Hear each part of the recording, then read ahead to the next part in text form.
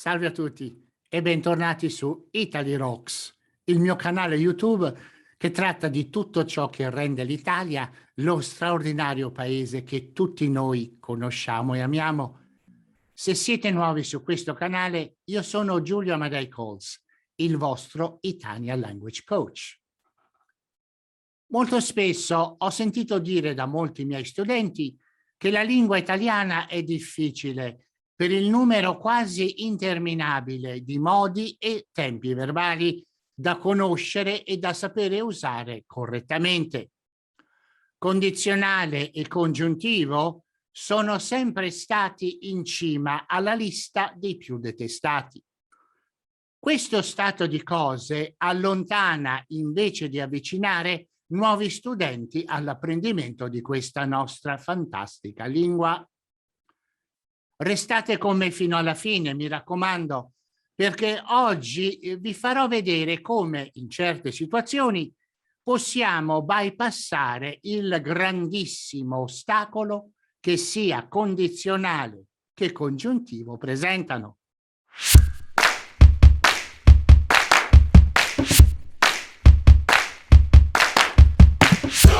Non sarebbe fantastico se si potesse trovare il modo di eliminare condizionale e congiuntivo dall'italiano che si usa per semplici, quotidiane chiacchierate? Per esempio, quando si va al mercato settimanale di qualche pittoresco villaggio in Toscana, oppure quando siete in giro per negozi nei centri di Milano, Roma, Napoli, Palermo, cercando questa borsetta elegante oppure quel paio di scarpe alla moda? Ebbene, una via d'uscita c'è. Infatti, oggi vi parlerò degli usi modali dell'imperfetto, a cui non sempre viene dato il necessario spazio che meritano. Ed è un vero peccato, perché queste forme verbali dell'indicativo imperfetto sono usatissime ovunque in Italia, da praticamente ogni italiano. Ma andiamo per gradi. Sono sicuro che molti di voi sanno già che l'indicativo imperfetto in italiano si usa per indicare un'azione che è collocata nel passato e osservata nella sua durata e svolgimento. Un concetto molto importante da tenere bene a mente quando si usa l'imperfetto è che l'azione di cui si sta parlando non è necessariamente conclusa. Ora mi pare di sentirvi dire: ma scusa Giulio, non è un paradosso? Cioè, com'è possibile raccontare di un'azione avvenuta nel passato ma che non è ancora conclusa? Questo in effetti non è un paradosso, ma un modo potentissimo della lingua italiana di scattare un'istantanea di un'azione che avviene nel passato. Per esempio, nella frase "mentre cenava, Paolo riceveva una telefonata", è come un flashback in un film. Paolo, seduto a tavola, sta mangiando la sua cena dopo una estenuante giornata di lavoro ed ecco improvvisamente il telefono squillare. L'azione che si vuole descrivere è come congelata e quindi non è conclusa perché il nostro attore non ha finito di mangiare, è semplicemente stato interrotto. Ma c'è di più. Consideriamo il racconto come fosse un'istantanea del momento in cui Paolo risponde al telefono. Dal racconto noi non sappiamo se Paolo ha ripreso a mangiare, non sappiamo se Paolo ha finito il suo pasto, non sappiamo nulla, esattamente come se stessimo guardando l'istantanea descritta dall'indicativo imperfetto. Potenza e forza descrittiva della lingua italiana. Ma torniamo a bomba. Tra parentesi, questa espressione significa ritornare a parlare dell'argomento principale, che nel nostro caso sono gli usi modali dell'imperfetto. Prima di tutto, voglio ripetervi molto chiaramente che tutto quello che dirò oggi si applica all'italiano parlato e ad un registro espressivo informale, amichevole. Ma attenzione, questa limitazione non è e non deve essere una barriera al suo uso da parte vostra.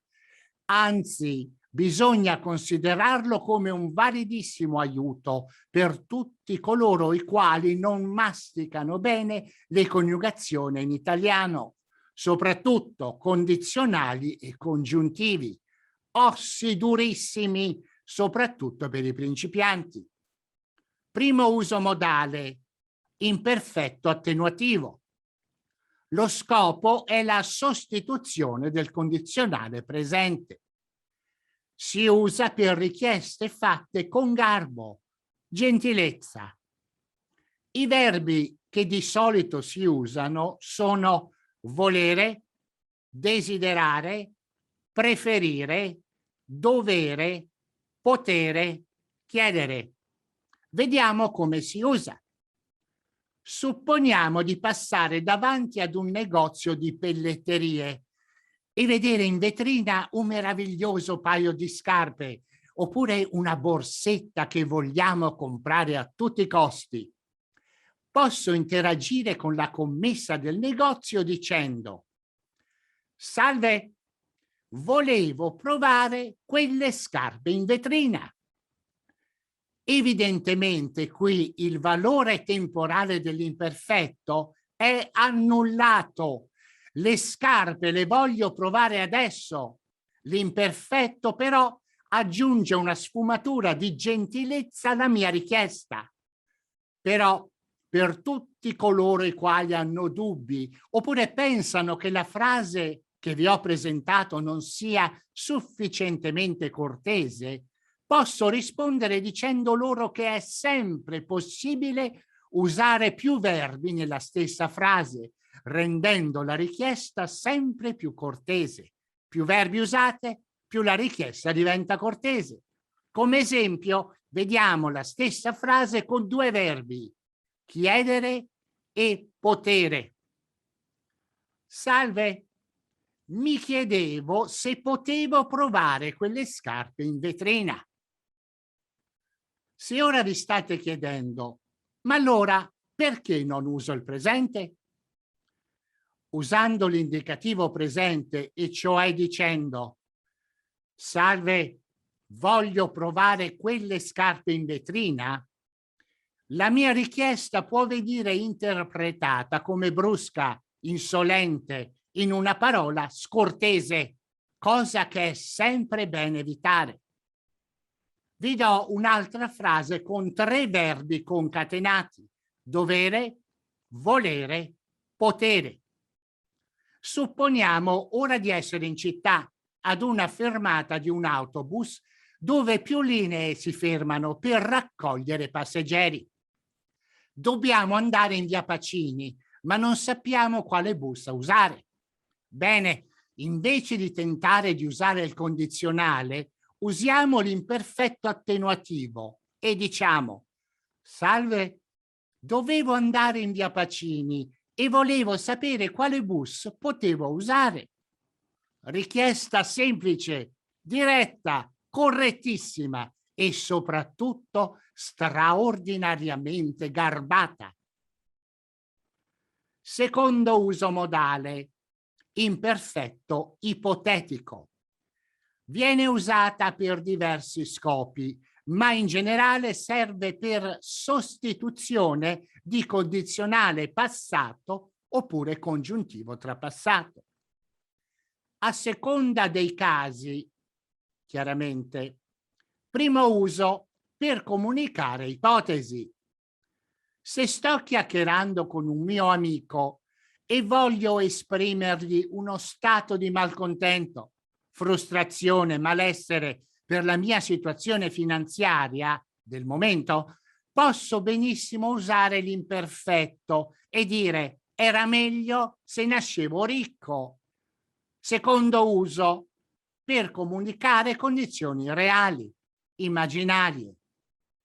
Se per esempio volessi esprimere un'eventualità che avrebbe potuto verificarsi nel passato, potrei dire: se sapevo che facevate tardi, non vi aspettavo. Terzo uso modale, imperfetto irreale. Si usa per sottolineare un netto distacco dalla realtà. Viene impiegato in particolare per raccontare i sogni. Per esempio, dopo che avevo attraversato il cortile, entravo in un castello. Ancora una volta, voglio farvi capire che gli usi modali dell'imperfetto sono accettati e usati da tutti gli italiani perché vengono percepiti come appartenenti ad un registro espressivo informale, semplice, più amichevole. Un consiglio: focalizzate la vostra attenzione sul primo uso modale, l'imperfetto attenuativo, che è quello che vi servirà e vi aiuterà sempre e comunque quando comincerete a chiacchierare in italiano. Bene, è tutto per questo video. Se il video vi è piaciuto, allora pollice su e cliccate subscribe e la campanella per le notifiche di nuovi video. E ricordatevi sempre, it's my job to make your Italian sound terrific. Ciao, a presto!